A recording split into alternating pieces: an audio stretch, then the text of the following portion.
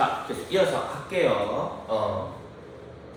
머리카락이 간질간질하게 묻어가지고 간질간질 게임 탈모가 머리카락이 막 간질한 잠깐 쓸데없는 소리 하면 안 돼.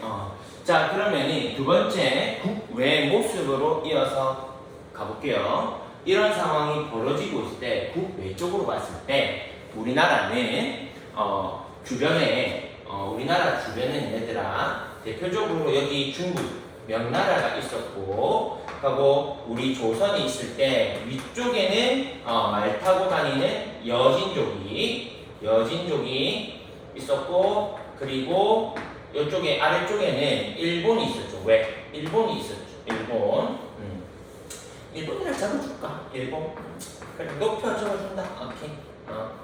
일본이 있을 때 이렇게 국외 모습, 그러니까 외교 관계는 어떻게 맺었냐 이겁니다. 외교 관계. 그래서 조선 초기 우리나라의 외교 정책은 뭐냐면은 외교 정책은 4대 교린이라고 볼 수 있습니다.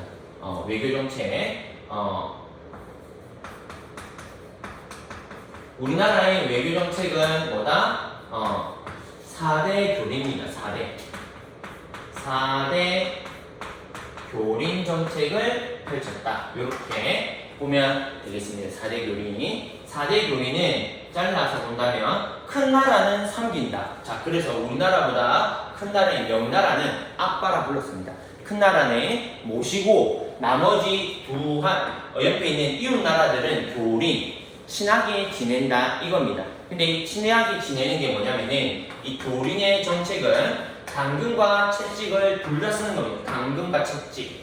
되겠죠? 당근과 채찍을 같이 쓰는 거라서 그거에 대해서 배우게 될 겁니다. 그래서 일단은 4대는 명나라, 교린을 했던 건 누구다? 여진과 일본에 대해서 배우게 될 겁니다. 되겠죠? 그러다가 이 4대 교린 정책이 계속 이어지는 겁니다.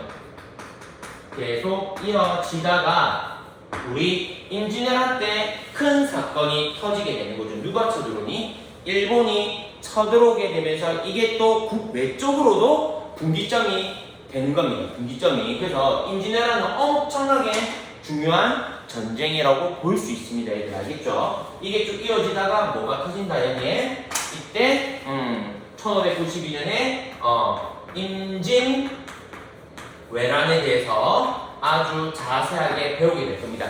배경, 과정, 결과에 대해서 여러분들이 딱 3개에 대해서 정리를 할 수 있어야 돼. 배경, 과정, 결과. 여기서 제일 포인트는 무조건 뭐냐면은 결과입니다. 여러분. 전쟁이 터지고 나서 이 전쟁은 얘들아 우리 쪽 올인, 쟤들도 올인해서 싸우는 게 전쟁이야. 되겠니? 그래서 전쟁을 승리한 국가는 모든 걸 가지게 되겠지만 실패한 국가는 바로 망할 수밖에 없는 게 전쟁이야. 그래서 임진왜란 결과에 따라서 이 동아시아의 모습이 완전히 바뀌게 되는 그 모습을 꼭 기억해야 됩니다. 알겠죠? 자, 그거랑 연결된 게 뭐냐면은 임진왜란 결과 우리나라에서는 광해군이 아주 중요하게 배우게 될 겁니다. 중립외교라는 정책을 펼치게 되고 이 중립외교 때문에 나중에 탄핵을 당하게 되죠. 지금 말로 하면. 그래서 새로운 왕이 인조가 이제 왕에 오르게 될 겁니다. 하지만 이 인조는 원래 정책이 친명 배금을 하다가 결국에 우리는 뭐가 터지게 되냐면 요 인조 때 두 번의 엄청난 굴욕. 지금 뭐다? 또 중요하게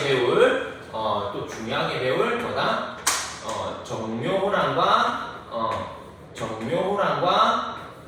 병자호란에 대해서 배우게 될 겁니다. 인조 때 일어났어요. 인조 때.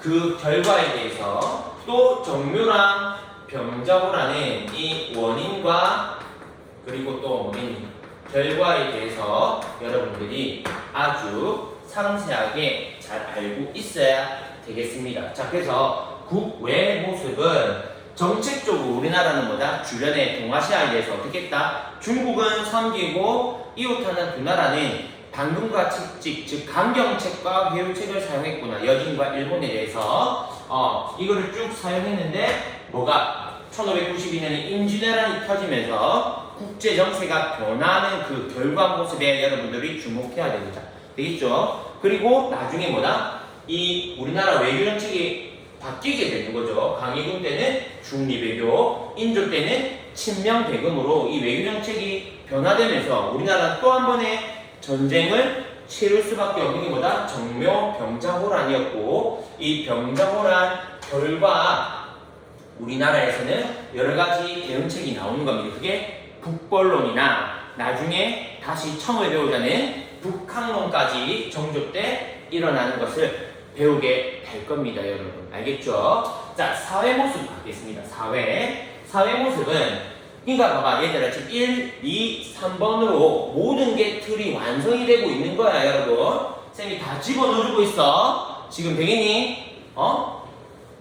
느낌 있어? 자, 사회 갈게요, 사회. 사회는 보면은 거의 뭐에 대해서 배우냐면은 사회 부분에서 제일 중요한 건 신분제입니다, 여러분. 신분제.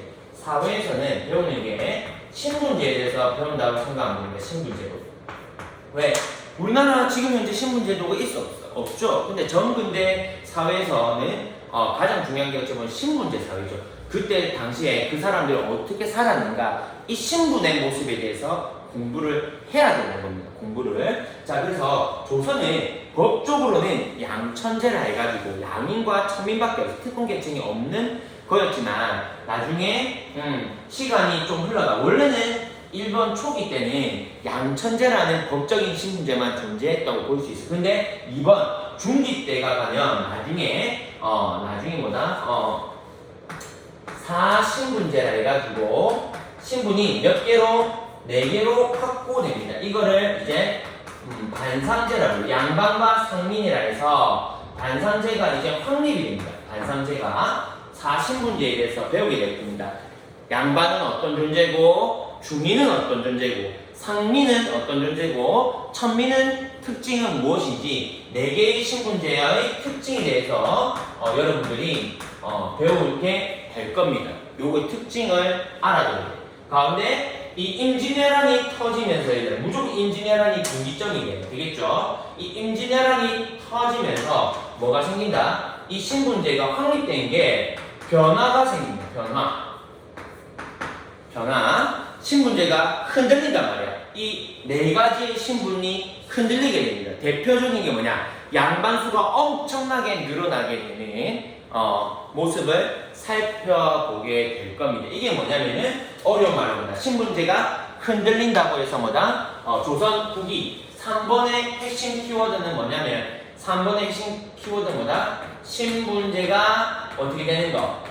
동요되는 모습에 대해서 배우게 될 겁니다. 신분제가 동요되는 모습. 그게 뭐다? 특히 양반수가 엄청나게 늘어나는 겁니다. 양반수가 엄청나게 늘어나면서 일어나는 여러 가지 사회 현상에 대해서 배우는 겁니다. 여러분 교과서에 본다면 되겠니? 그래서 양반수가 급격하게 공명척과 납속책이라는 임진왜란 때 이후에 공명척 납속책을 통해서 양반의 수가 급격하게 증가하고 이 분단 정치에서 패배한 세력들에 의해서 그 사람들은 원래 우리가 생각하는 그 양반의 특권, 권위의식이 없는 새로운 존재가 나타나는 거지. 양반이 힘도 없고 약간 조롱거리 이런 모습이 나타나는 이 잔반이라는 애들로 나타나게 되는 그런 모습을 보게 될 겁니다. 그러면서 옛날 지방에 있던 그 지방 향촌 세력도 변화되면서 지방에서도 향전이라 불리는 그런 원래 양반 세력과 새롭게 돈을 벌어서 양반이 된 세력 간의 싸움, 다툼 이런 것도 배우게 되는 게 신분제의 동요. 양반의 권위의식이 약화되는 그런 모습을 배우게 될 겁니다. 되겠죠? 마지막 경제 부분 가겠습니다. 경제 특징, 이게 중요하고, 특징, 이것도 중요하고. 자, 그 다음에 경제 모습에서는 뭐가 있냐면은, 조선은 원래, 여기서는 중요하게 배우는 게 2개입니다. 뭐 배우냐면은, 포인트가, 수치제도입니다. 수치제도.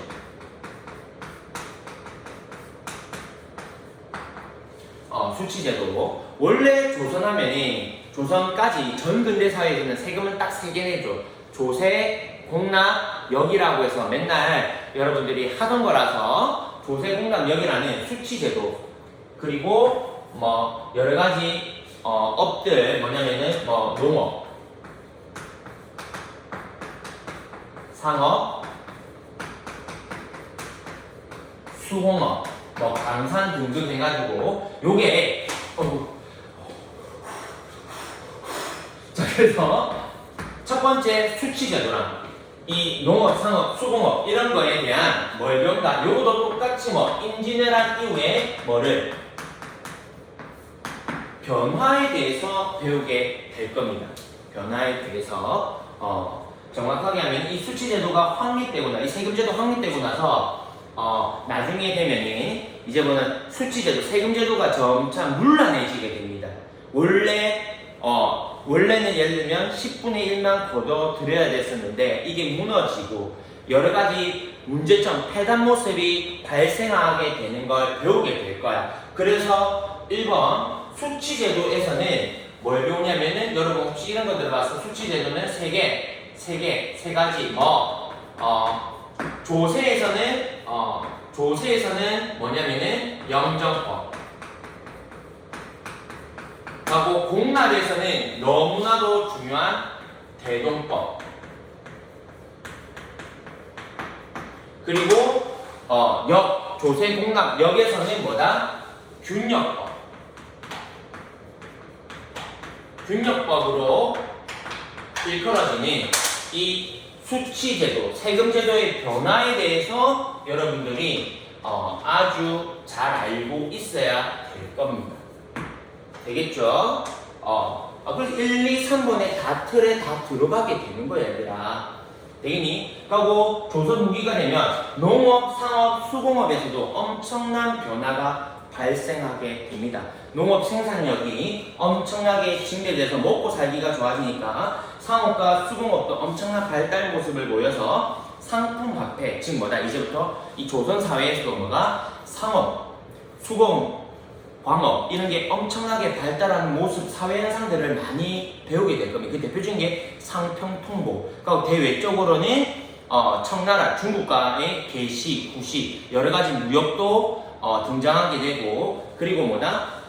우리나라에서도 엄청난 대기업, 상인들이 등장하게 될 겁니다. 사상이라고 해서 지금 치면 삼성, LG, 현대 이런 엄청난 대기업들이 있죠. 그런 것처럼 이때 당시에도 경강상인, 예를 들면 만상, 송상, 우리 부산에 있었던 내상 이런 식으로 해서 엄청난 대기업들이 등장하는 거 보면서 옛날에 농업, 상업, 수공업도 이 조선 후기가 되면 엄청난 변화 모습이 나타나는 것에 대해서 배우게 되면 이제 이 52에서 75페이지까지의 사회현상 모습에 대해서 다 배우게 되는 겁니다, 여러분.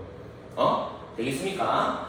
그래서 요기에 대해서 여러분들 잘 정리해서 놓아 두신다면 농업하고 상업, 수공업 등의 이에 대한 변화 모습, 발전한 증거 모습 이런 거를 여러분들이 찾을 수 있다면 1번, 2번, 3번 틀에 모든 게 다 들어간다고 볼 수 있습니다. 여기서 가장 큰 포인트는 뭐겠니? 결국에는 임진왜란 이후에 조선 사회의 이 수많은 변화 모습 그게 느낌이 딱 있어준다면 여러분들이 조선에 대해서 완벽하게 이해했다고 볼 수 있는 겁니다. 되겠죠? 그래서 일단은 큰 흐름 틀 1번, 2번, 3번 틀에 집어넣고 이런 것들을 잘 매칭을 잘해가 여러분들이 큰 숲을 보면서 이제부터 본격적으로 세세하게 한번 들어가 볼게요. 그래서 선생님이 사실상 이게 1시간 안으로 축소시킨다면 거의 다 엑기스를 다 뽑아내는 거라고 볼 수 있습니다. 사실은 요거 한 개만 찍고 여러분들한테 자 이걸 토대로 교과서를 통해서 보거라! 이렇게 해도 엑기스. 자 그래서 요 틀을 잘 집어넣고 이제 국내부터 들어가 보도록 하겠습니다, 여러분. 그래서 수고 많으셨습니다. 네.